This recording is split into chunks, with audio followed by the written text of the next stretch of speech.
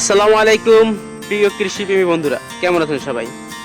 আপনি কি সিথেরি লেবু বা চায়না লেবু চাষ করেন আর দেখছেন গাছের পাতা কুকড়ে যাচ্ছে, হলুদ হয়ে যাচ্ছে, এমনকি ঝরে পড়ছে? এই ভিডিওতে আমি আপনাকে দেখাবো কেন এমন হয়, কি রোগে হয় এবং খুব সহজে কিভাবে সমাধান করবেন। ভিডিওটি মনোযোগ দিয়ে দেখুন, কারণ আপনার একটি ভুল সিদ্ধান্ত পুরো ফলন নষ্ট করে দিতে পারে। প্রথমেই জানুন পাতা কুকড়ে যাওয়ার তিনটি সাধারণ কারণ। এক, লিফ মাইনার পোকা, পাতার নিচ দিয়ে সাদা সাদা আঁকাবাঁকা দাগ করে। দুই, অ্যাফিড, পাতার কোণে জটলা পাকায়, রস শুষে নেয়।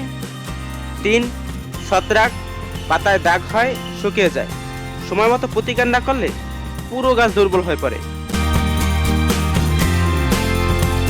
এখন আসলে এর সমাধান কি?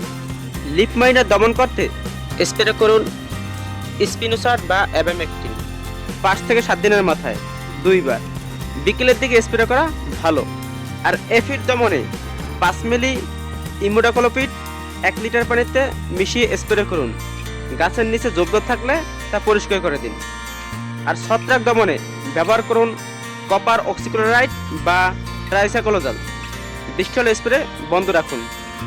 প্রাকৃতিকভাবে যদি সমাধান চান তাহলে রসুন, মরিচ, নিমপাতা দিয়ে জৈব বালাইনাশক তৈরি করে স্প্রে করতে পারেন। এবার আপনাদের জন্য কিছু এক্সট্রা টিপস। পাতার সমস্যা হলে ফলও ছোট হয়ে যায় বা ঝরে পড়ে, তাই প্রতিকারের পাশাপাশি নিয়মিত নজরদারি করা জরুরি। গাছের গোড়ায় বেশি পানি জমতে দেবেন না।